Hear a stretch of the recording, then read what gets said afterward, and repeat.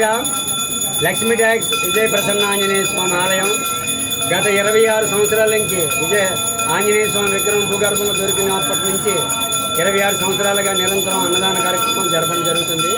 ప్రతి శనివారం 200 మందికి, అలాగే ప్రతి మంగళవారం 200 మందికి, వినాయక చవితి, దసరా, దీపావళి, నాగల చవితి ప్రతి హిందూ పండుగకి కూడా 1000 మంది భక్తులకు, అలాగే సీతారామ కళ్యాణానికి 1500 మందికి, హనుమత్ జయంతికి 2000 మందికి, హనుమత్ వ్రతానికి 2000 మందికి అన్నదాన కార్యక్రమాలు నిర్విఘ్నంగా కొనసాగడం జరుగుతుంది. కావున భక్తులందరూ తండోపాలుగా వచ్చి స్వామివారి దర్శనం చేసుకున్నారు. ఈరోజు సీతారామ కళ్యాణం సందర్భంగా ప్రత్యేకమైన కళ్యాణం చేయడం జరిగింది. అలాగే గౌరవనీయులు ఎమ్మెల్యే గారు వంశీకృష్ణ శ్రీనివాస్ గారు విచ్చేశారు.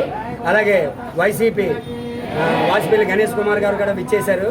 అలాగే కూటమి నాయకులు, అలాగే వైసీపీ నాయకులు అందరూ కూడా ఈ ఆలయాన్ని సందర్శించి స్వామివారి ఆశీస్సులు తీసుకున్నారు. అలాగే నిరంతర అన్నదానాన్ని కూడా ప్రయత్నిస్తున్నాం. స్వామివారి ఆశీస్సులుగానే ఉంటే అలాగే అందరికీ కూడా నిరంతర అన్నదానం చేయడానికి ప్రయత్నిస్తున్నాం. జై శ్రీరామ్, జై శ్రీరామ్. ఈరోజు స్వామివారి కళ్యాణం సీతారామ కళ్యాణం అంగరంగ వైభవంగా జరపడం జరిగింది. అలాగే 1500 మందికి అన్నదాన కార్యక్రమం కూడా జరపడం జరుగుతుంది.